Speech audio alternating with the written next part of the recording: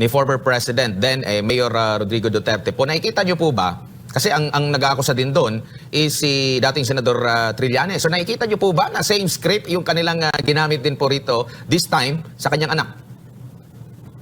Oo, mukhang gano'n na nga.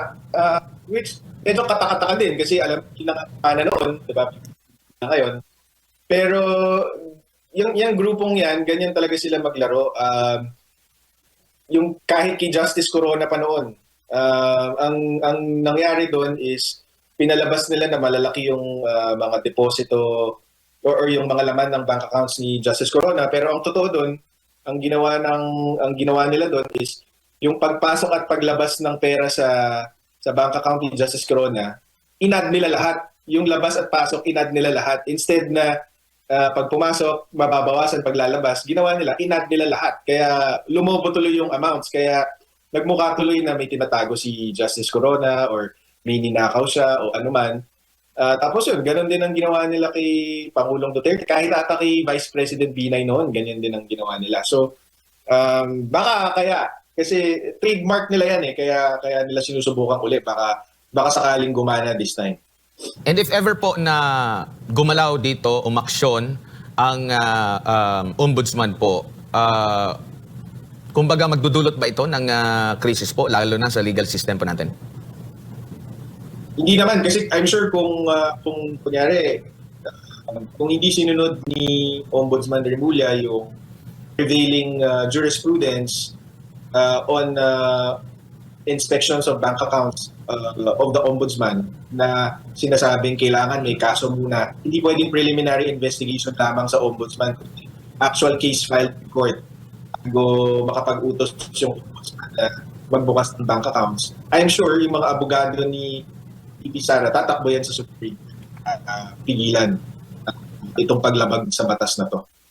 Opo. Sa nakikita nyo po ba, meron kayong nakikita bang double standard sa pag-appreciate po, lalo na sa ating gobyerno, lalo na sa mga kritiko ng dating administrasyon, doon sa pag-appreciate sa pahayag ni Madriaga naman at nitong si dating Congressman Zaldico po, attorney, kasi kapwa sila naglahad ng may mga revelasyon dito sa panig po ni Congressman Zaldico. Meron siyang mga ipinapakitang mga resibo, and in fact siya rin po yung pinuno dito po sa talagang nangangalaga sa pera ng taong bayan or nangangasiwa or nangunguna sa pagbabudget po, no? And kaiba naman siguro dito kay Madriaga, meron siyang sinumpaang salaysay na yun naman yung hinihingi dito kay Congressman Zaldico. Pero yung pag-appreciate kung yung ano yung binibigyan ng bigat ngayon, nahahype ngayon po itong dalawa po, attorney, ano po sa pananaw niyo po? Saying wala pang ina-appreciate or hindi pa actually tinitignan yung mga alegasyon ni Zaldico kasi nga Facebook video lang siya, hindi siya affidavit. Ito naman kay Madriaga, affidavit siya pero hindi pa naman ata siya fina-file kung saan. Kumbaga, press release pa lang ito. Pasabog na pinuna din natin kasi napaka-coincidental naman a few days before the plunder complaint, ilalabas itong affidavit ni Madriaga. So, in that context, ano naman, wala pang double standard. Yung mga mamamayan pa lang yung nag-weigh in dito sa dalawang allegation na to. Pero sa akin, may affidavit man o wala, dapat bigyan ng pansin yung sinasabi ni Zaldico kasi yun nga, merong dokumento. Merong paper trail naman yung sinasabi niya. Kaya dapat tignan ito ng mabuti ng gobyerno natin.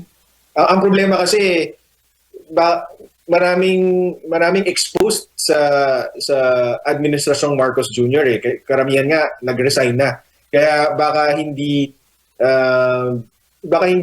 suriin ng mabuti itong mga allegations ni Zaldico. Kasi baka kung sino pa ang tamaan, 'di ba? Baka mahanap nila yung ebidensya nagtuturo dun sa mga tunay na responsable dito sa flood control and budget anomalies. Opo, at kung babasahin naman natin yung mga komento ng mga kababayan po natin, napapansin na po nila na kapag antay sa government, yung mga revelasyon o yung mga aligasyon, talagang alam natin kung yung treatment nila dito. Paglaban naman sa mga Duterte, nahahype pa talaga po, attorney. Totoo yan. Pero may kita mo kung talaga yung nagsasabi ng totoo kasi kahit pilit nila dina-downplay or sinisira nila yung credibility niya. Lahat ng pinangalanan niya, maliban na lang kay Speaker Romualdez, kay former Speaker Romualdez at kay Pangulong Marcos Jr., nag-resign na or pinag-resign. 'Di ba? So, ibig sabihin, may kung hindi man 100% true yung sinasabi ni Zaldico laban sa kanila, mukhang may katotohanan kasi bakit naman ipagre-resign, 'di ba? Kung walang katotohanan yung sinasabi laban sa kanila, 'di ba? Na si Yusek Jojo Cadiz nag-resign, si E.S. Bersamin pinag-resign, si Secretary Pangandaman nag-resign din, si Yusek Olayvar, si Yusek Adrian Bersamin. So ang dami na nila na umalis sa trabaho pagkatapos banggitin ni Zaldico yung mga pangalan nila dun sa Facebook videos niya. Po, attorney, yung desisyon po ng Korte Suprema ukol doon sa unang impeachment complaint, nabanggit doon yung mga grounds, no? Kumbaga nakita nila na palyado yung mismong paghahain. Now this time, meron pong naging statement na inirelease din itong si Vice President Sara Duterte sa ugo nga na muling bubuhayin by February. At nakikita niya yung timing kung saan ay parang same daw noong last filing ng impeachment na may bayarang nangyayari pero inform ito sa mga budget appropriation po, no? Well, in fact, noong nakalipas po na election or bago pa yung election, yung mismong kampanyahan pa, marami na pong mga nagpapaliwanag na mga kongresista kung bakit sila pumirma doon sa impeachment complaint laban dito kay Vice President Sara Duterte na sinasabi nila kung hindi sila pipirma, wala silang budget, wala silang makukuhang budget appropriation, which is nabanggit nga sa recent na pahayag po ni Vice President Sara Duterte. Sa tingin niyo po, hindi ito na-tackle din ng Korte Suprema sa grounds, no? Pero sa tingin niyo po, magiging palyado po ba yung isang impeachment pag sakaling totoo man itong mga nababanggit nga na kapalit ng perma, yung budget appropriation or hindi pinag-aralan talaga ng gusto ng pumirmang kongresista dahil nga merong kapalit, basta perma na lang po siya, attorney? Oo naman, kasi crime yun, bribery yun, yung ginawa, yung bibigyan mo sila ng pera kapalit ng pirma sa impeachment. At saka yun nga, ang sabi mo nga, sabi ng Supreme Court sa impeachment na kaso ni VP Sara, sabi nila, alam mo, yung impeachment complaint, kasama yan sa politika. Political process siya. Most of it is a political process. Pero kailangan, kahit political process siya, sumunod pa rin siya sa mga patakaran ng konstitusyon. So, kung hindi mo susuruin yung impeachment complaint, hindi mo bibigyan ng pagkakataon yung akusado na sumagot at ipagtanggol ang sarili niya at pipirma ka lang dahil nabayaran ka or para bigyan ng project yung distrito mo, malinaw na paglabag yun sa konstitusyon natin. Maliban sa criminal. Main conditioning itong mga nangyayari ngayon po bago pa man yung mismong impeachment, attorney. Kasi kung maalala natin, nung una pang impeachment, parang may ganito din ng mga akusasyon na pinalutang muna bago yung mismong paghahain po ng impeachment. Kaya nga medyo nakakagulo sila dahil ang dami pong mga impeachment complaint na kanila pong naisampa last time. Yeah, mukhang gano'n naman talagang modus operandi nila bago mag-file ng impeachment. Araw-arawin nila si VP Sara. Tapos, tsaka nila i-file yung impeachment complaint para maka-gather ng suporta. Pero hindi na bago to sa mga Pilipino alam na nila yung nangyayari, hindi na sila magpapaloko sa mga ganitong style. Nasubukan na ng Pilipinas yung style ng pamamalakad noon under kay President Noynoy Aquino, tapos ngayon kay Pangulong Marcos Jr. So alam na nila kung sino yung tunay na nagsisilbi sa bayan at sino yung nagpapanggap lang. So hindi ito makaka-apekto doon sa mga sumusuportan kay VP Sara. Opo, and tingin mo nakalimutan ng taong bayan itong issue po ng korupsyon na di lang bilyon, trilyong piso na po yung pinag-uusapan po dito. Isama na natin yung medyo hindi rin ma-reconcile pa na pagbabudget for 2026 lalo na po dito sa DPWH po, attorney. Hindi makakalimutan ng tao. Napakalaking issue nito. At lahat tayo kasi nagbabayad ng buwis so lahat tayo meron tayong interest dito sa flood control. At syempre lahat tayo gumagamit ng kalsada, lahat tayo naapektuhan kapag umuulan. So tingin ko kahit hindi i-cover ng media itong mga investigasyon kuno sa flood control project, kada ulan maaalala ng tao na merong malaking issue at wala pang nananagot, wala pang big fish na nananagot. Opo, at ito ba'y patunay na insecure talaga po yung mga kalaban po ng mga Duterte? Ramdam nila na medyo mababa na yung kanilang image po pagdating po dito sa politika po, attorney, dahil po sa mga naging ganap, kaya ganito kadesperado yung kanilang galawan? Oo, I think si Senator Trillanes na mismo nagsabi na kailangan, diretsahan niya lang sinabi na join forces ang Marcos supporters or Marcos allies with the Pinks, with the left, and with civil society para matalo ang mga Duterte sa 2028. So, gano'n na nga ang nangyayari. Since 2024 pa, or baka even earlier than that, nung sinimulan nila yung confidential fund issue kay VP Sara, gano'n na yung ginagawa nila. Kasi alam nila, hindi nila matatalo si VP Sara sa patas na eleksyon.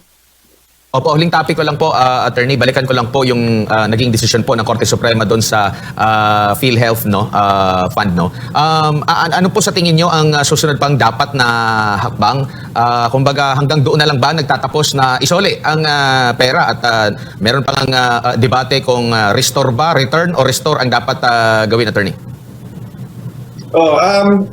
Ayan, ata inaaral pa kung magpa-file lang motion for reconsideration ng gobyerno. Parang hindi ko sure kung tama ba yung nabasa ko na hindi na magpa-file ng motion for reconsideration ng gobyerno. Pero hindi pa final yan eh. Tapos dun sa usapin naman na return versus restore,